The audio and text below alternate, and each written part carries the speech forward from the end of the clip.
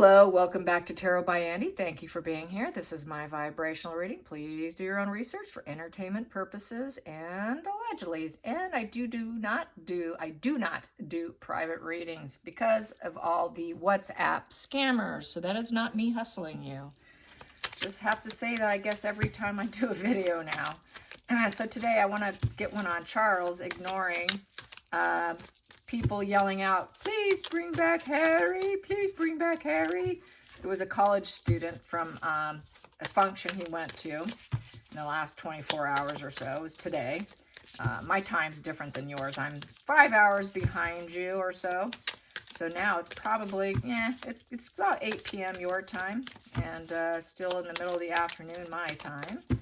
But here we are. Hello, hello, hello. And let's get some cards on Charles ignoring the call of bring back Harry, bring back Harry. Must have been one fan in the audience, one college fan. We got here the Queen of Wands in reverse, for starters. Gonna get another one. His feelings on the situation. Feelings on the situation. Bring back Harry, please, bring back Harry. I want that moon card, that fantasy. Yes, as I said, there's the illusion and the truth. Yes, I don't think he's fallen for those illusions. Here we go. Yeah, the partnership would be a total disaster. Yes, not with that wife. No, not with the wife. Not with that Two of Cups there. Two of Cups upright. He's still actually, he wants to balance the opposites there, but he knows he can't with Megan because Megan's in reverse there with the Queen of Wands. Queen of Wands in reverse. So basically, she's a temper tantrum. She's jealous. She's selfish. She's drama. She's unreasonable. She's unreliable. He has absolutely no enthusiasm for that Queen of Wands. He doesn't want Markle to rise up. By helping Harry is helping Megan, is how I feel about this, because he's still with her with that Two of Cups. At least on a public face, he's still with her. Privately, we know there's other stuff going on, and he knows that there's more likely going to be a repeat problem with the Nine of Swords. Nine of Swords in the reverse is hoping that the lesson was learned, hoping that his conscience is bothered from mental anguish, rumination. That's that weeping woman card. But basically, Markle will never learn her lesson because there will be more than likely a relapse. She could take a step back at some point in time, but it will be that washing machine. It would be like the World card in reverse, which is, it's the hamster wheel going around and around and around. Or you can kind of describe the World in reverse card as a washing machine, a wash and repeat is how I feel about that. And so basically, it's nothing but a nightmare. And he knows it's going to be a wash and repeat. That the cycle is just going to come right back around because there's that lack of empathy. The World in reverse, the way I feel about this is sort of like a World in reverse kind of vibe here, that there's just going to be more lies, and more misery and suffering and weeping for not only for him, but also for Camilla, also for William, also for Catherine, for everyone involved. So he doesn't want the wash and repeat cycle. And because he's still got the public face with Markle. So no, that's why he stayed silent, because he knows, oh God, we don't need to go there again. And it's because they don't truly connect. That's that illusion versus truth. As we know, Markle does not like to reveal her hand because she's jealous, she's underhanded, she's deception.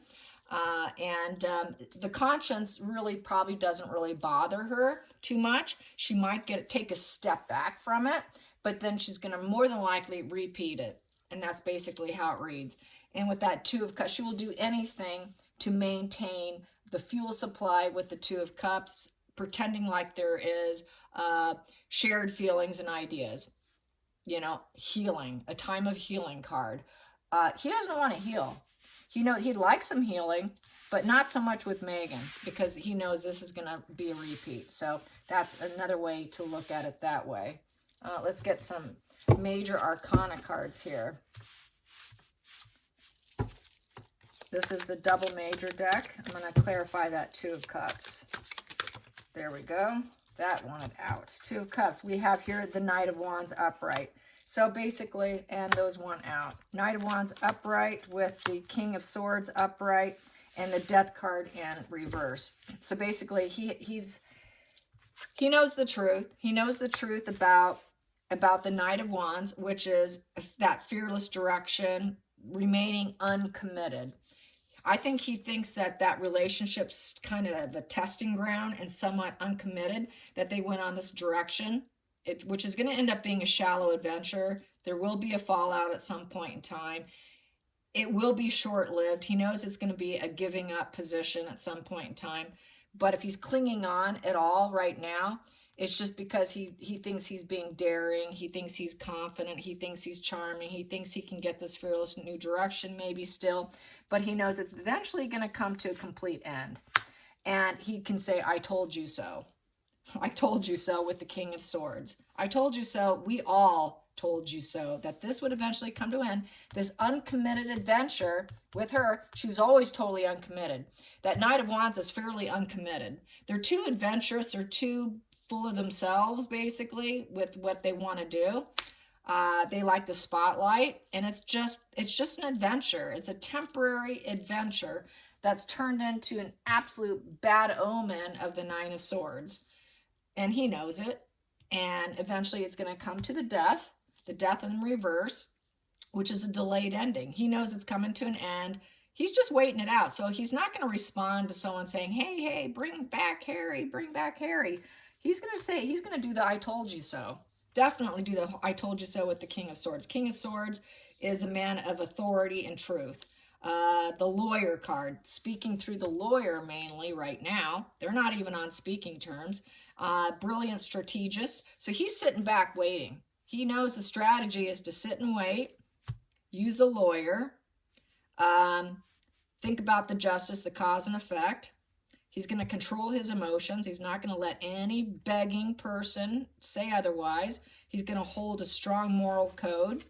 He's going to execute his plans through a lawyer. And he's going to remain distant and cold. He's not going to go on based on his emotions. Don't cry on my shoulder because I won't be there for you. He's going to be the respected authority figure, the powerful advocate, and the ruler. And he's going to strategize. And what is that? It's the long game. It's the long game of not responding. So he knows it's coming to this end. And Harry's going to have a hard time accepting it. He's going to have a hard time accepting the fact that his son is going to be at a real rock bottom here. That Harry will be in depression mode. Harry will be afraid of change. It's also the terminal illness position. He knows Harry is terminally ill of the mind. There's going to be a lot of stagnation, repeating old patterns, more than likely going to repeat it. Even without her, he will still repeat patterns of needing to go on these adventures, these reckless adventures that are short-lived and really, truly not fully committed. He knows the son's going to do a wash and repeat, because I was saying that it feels sort of wash and repeat of the world in reverse card. So that he doesn't have a lot of hope at this point. He knows he's truly terminally ill of the mind. And definitely lives in moon energy, like I was talking about earlier. It's very much a moon energy relationship of lies and deception, and they truly don't want to clear things up, because that way it leaves the door open for excuses. They got to have those excuses. They got to backpedal. So that's why he doesn't want to answer any tough questions. Like Markle doesn't want to answer any tough questions with her sister. Because she wants to keep the door open for future faking of victimology, and it removes that for them. So yeah, he knows he's going to say, I told you so, I told you so, I told you so. Your brother told you so. The sharp minds of the family told you so. That would be his sister, that's Anne, that's William, also his son. So everyone's going to be able to say, I told you so. We had that sword up. We knew the truth. We knew the truth that this would be such a bad omen, such a dark situation. Let's get some more on King Charles, maintaining his sword energy. Maintaining the sword energy with the Five of Pentacles in reverse. That is basically Harry. That is that odd child in the family, the outcast, the exile, the hopeless situation. And it is in reverse, so he feels at some point in time there will be recovery. There will be some sort of well, a recovery to the best at which he can get him, which isn't going to be completely healthy minded, but maybe back to what he was before Markle. But that's going to take years. That takes several years to acquire. If you ever read through some of my feed, you will hear and see people talking about their own life experience. Many of them who did escape say it took many years, 3 to 5 years to heal from the situation and move on. It doesn't happen fast. It will never happen fast for Harry, but recovery can then start once there's a fallout and he realizes, hey, it's over. It was just a delayed ending. A delayed ending also with Harry. He always knew Harry had this high potential to go down this route, and so it's just strictly delayed, but then he can pick him back up. It's a sign. We can maybe get some form of recovery for him, which could include the drug addiction, get back to detox and all of that. So let's get to the fearless new direction here. So we do, yeah, he has to have a complete crash and burn. Complete crash and burn. That's the only time you get them back, is when they have a full crash and burn, and they're unlikely to ever repair themselves, and they're in exile, and they're homeless, and they're broke. They're spiritually and emotionally broke. They've got to hit rock bottom. That's that whole waiting for the addict to hit rock bottom. He's waiting for Harry to hit rock bottom, to where he knows he cannot even pick himself up. And then that's when they come in begging for help. Help me, help me, help me. That's the only time you could truly come in and help them, is wait for them to literally be at death's door. So he's got to wait for him to be at death's door within himself. And then at this point in time, with the Two of Swords in reverse, basically realizing that he had to take the blindfold off. He had to take a look at that moon energy of the mental confusion, the smoke and mirrors he was living in, the emotional situation he was stuck in, thinking he had a mental crossroads and choices, and realizing that choice was the wrong choice, and also realizing that basically he's now going to have to be in a peacemaker situation. He's going to have to make compromises. It's going to be very guarded energy, because he's still looking at that moon, still thinking, wow, that was great. That was kind of fun. But basically having to remove the blindfold. She has a blindfold on. She has the blindfold on. He has to take it off. Take it off, but they're still going to be guarded. The energy's still going to be stuck in the mindset somewhat. So there's still no clarity really, because they're still in that first step, intellectual first step of facing what he was into. He was into that whole moon, fantasy, illusion, deception. So he's waiting for the full crash and burn effect. This is letting the addict fall all the way down. You want to let them fall. Do not interfere when someone's taking the rope and literally almost putting it around their neck, and hope they survive. And if they survive, I can come in and pick you up. So he's waiting for Harry, and maybe he'll survive it, maybe he won't. If he doesn't, then there's nothing you can do, because you couldn't fix him anyways while he's still in this mode. You can never fix anyone when they're in this fearless pursuit.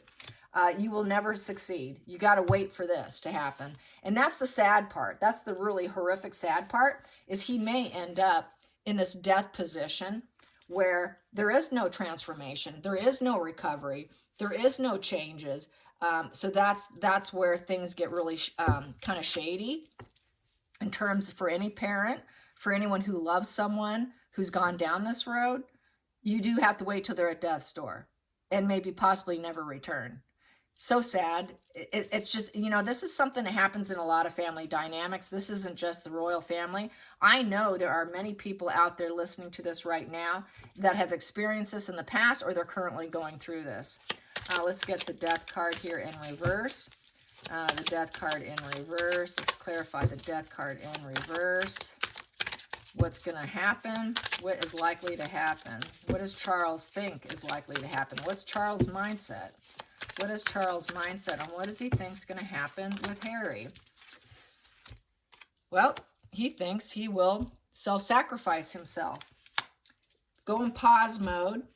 Think about what he's done with the Hangman. The Hangman is the ultimate surrender, breaking old patterns and waiting for the right time. basically, when he's not happy in a situation, he's going to go back into his focused mind and try to embrace a different perspective and refrain himself from his actions. Maybe go into the maybe position. This is kind of a maybe card. And maybe he will spiritually take a look at himself and have some spiritual development. It is self-sacrifice and letting go and surrender. Surrendering to a different mindset, to break old patterns. The old pattern of this pattern here, of this reckless direction he thought was a great idea with her. So basically surrendering his mind to possibly treatment and getting this recovery here once he hits a major rock bottom with his moon fantasy that he's been in. Let's get this Knight of Wands. Let's clarify this Knight of Wands. Where does it stand right now? Knight of Wands, we have here the Seven of Wands upright. So he knows right now he's still trying to defend himself and defend his beliefs, even if they're unclear. So he's still waiting, okay? He's still defending. Let's just wait it out. So that's what it is. He knows he's very defensive mode. You got to wait till that defensive mode crashes and burns. And so only till this happens can they go in and snag him up. And literally, he's gonna have to probably be at death's door. Total rock bottom, poverty. Yep, poverty. It's just total poverty. That's like this card here. That's this here, the Five of Pentacles, of poverty, facing complete total poverty. This is This is another card very similar to this card, to be honest. It's like a Five of Pentacles card, where just everything's terrible. That's that pauper, someone who's lost everything. Once he gets to the point of losing everything, then he has a chance to win with them. Let's clarify that poverty. Let's clarify that poverty card. Let's clarify that poverty card. Lovers. Yep, and then after dumping that, he reaches total poverty of mind, illness, sickness, of spiritual, mental, physical loss. He then can come in and test the relationship, because the Lovers, not necessarily is lover, but Lovers is testing the relationship. He can test him out to see if he can get him in recovery. Let's clarify that, Lovers. What's likely to happen? What's likely to happen? Imprisonment. Yeah, he's going to hold him accountable. He's not getting out of it. I don't see this as total imprisonment, but basically hiding him away, stashing him away. Basically, it's going to be tough. It's not going to be easy, because Harry's going to have a prisoner of his own mind.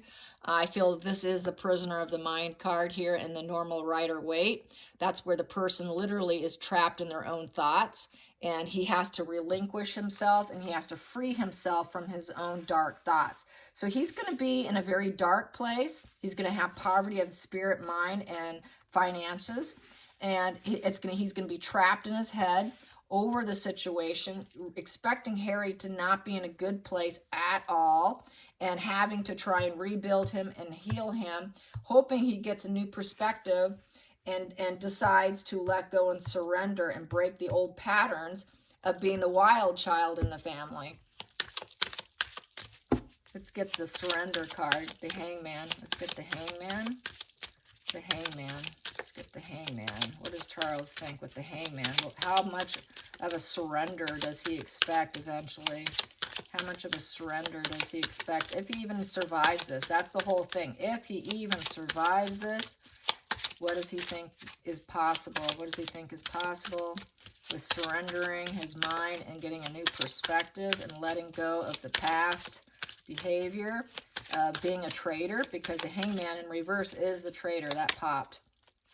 He's very concerned. Yeah, he's concerned whether or not he can take that new perspective. Will he actually survive the experience and actually surrender? Is he going to actually surrender his life, or is he going to surrender to new perspectives? I feel he's very, very concerned which way it's going to come, because he's sitting there very concerned. So he's concerned. I don't think he even knows for sure if Harry will get out of this alive. Let's get this deck here. I will clarify that. How much surrender and does he think? What does Charles actually think?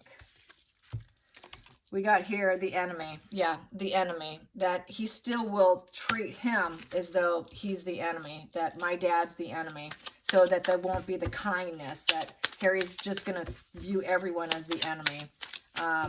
That's that petulant, angry Harry that we've all come to learn to realize this is how he's always been. And that he will treat everyone as the enemy. Even everybody.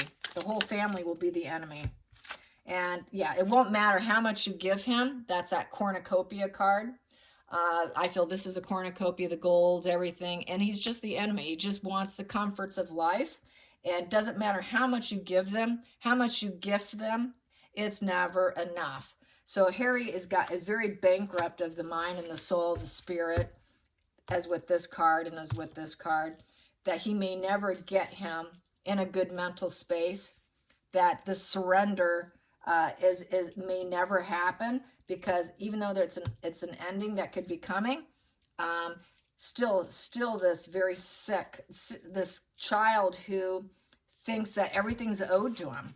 This is petulance right here, man. This is a little petulant Harry, where he wants everything to be equal. I didn't get enough. My brother has more. What about me? Can't be happy with anything you give them. That's like a Four of Cups card. Total apathy.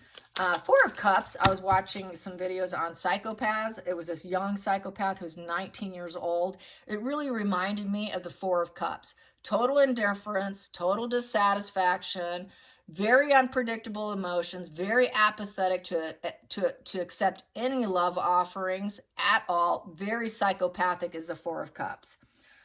Doesn't matter how much you give them or how much you offer them. They've got a fractured psyche. They will always distance and retreat, claim that you are the enemy and you don't give me enough. I don't get enough from you. I'm not getting my needs met. And so then they discard you. Very Four of Cups energy right here. And it's very psychopathic and waiting. So it's just a waiting game. It's a total waiting game. Like the rest of us, we're sick of it, but that's really what it is. Got to wait for the crash and burn to see if they survive. And we have here for a union. It says wedding rings, but it's for a union. So waiting for this eternal soul connection to come back. He's hopeful. That's living in hope right there. That is basically trauma bonded codependency right here, which is living in denial.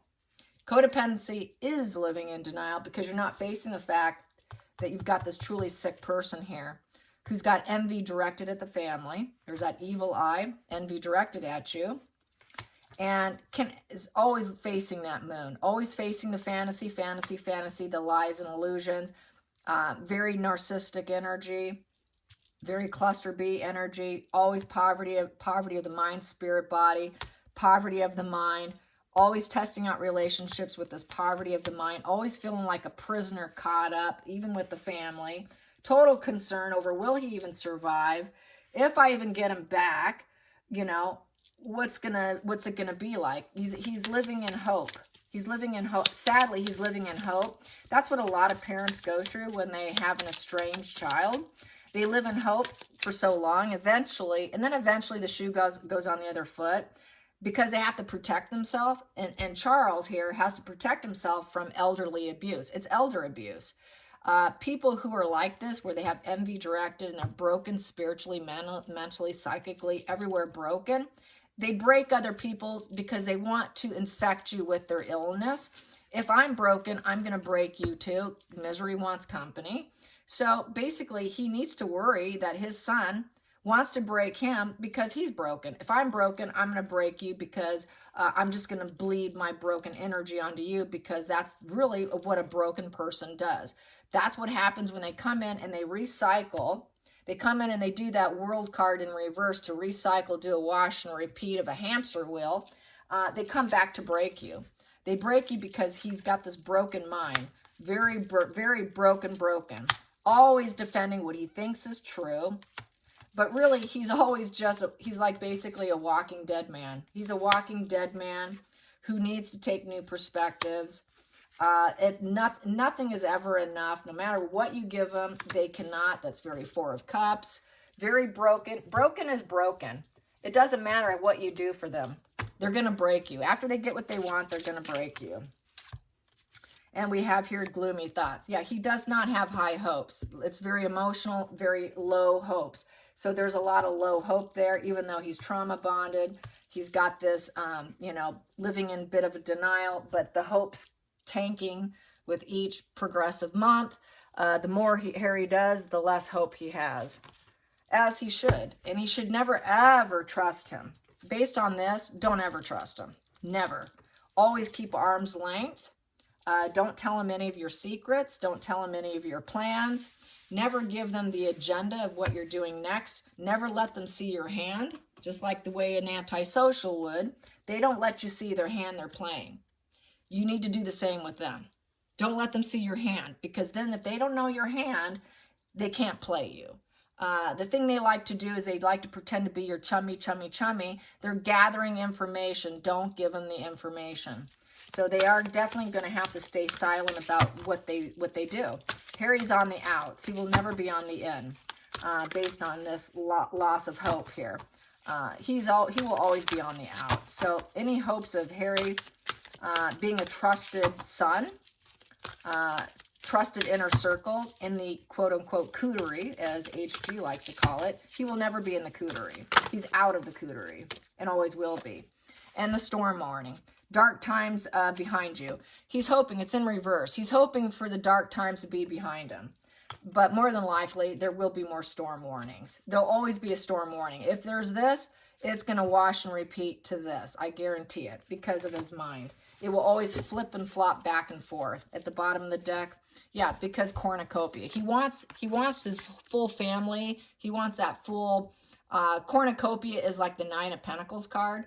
Material success, well-being, contentment, achievement, success, a stable person. He wants a stable son back, but there's always going to be a storm warning.